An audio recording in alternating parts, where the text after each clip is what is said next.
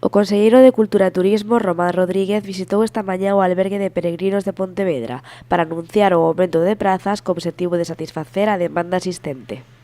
Estamos falando actualmente de 72 prazas neste albergue e queremos facer unha ampliación para chegar a en torno de 90 prazas.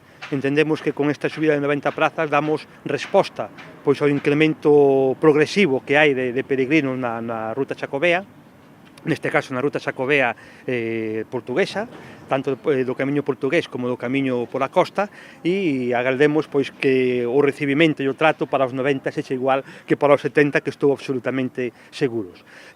A Asociación de Amigos do Camiño Portugués leva moitos anos pedindo esta ampliación e por iso, aproveitando o acto desta mañá, o seu presidente convidou o conselleiro a visitar o albergue nas épocas de maior afluencia para comprobar, de primeira man, a demanda real que existe.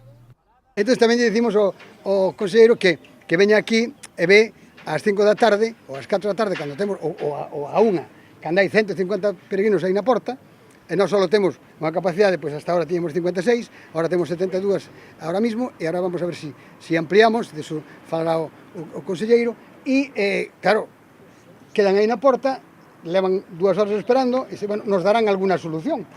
E dice, claro, que os que pensan aí, nos darán alguna solución, e se non hai, bueno, se monta un Cristo. Entón, claro, quen soporta eso? O hospitalero que está aquí. Román Rodríguez destacou tamén o aumento da afluencia no camiño portugués, xa que é unha das rutas de peregrinación que máis está crecendo nos últimos anos. Un itinerario no que a Xunta de Galicia está a investir 6,5 millóns de euros.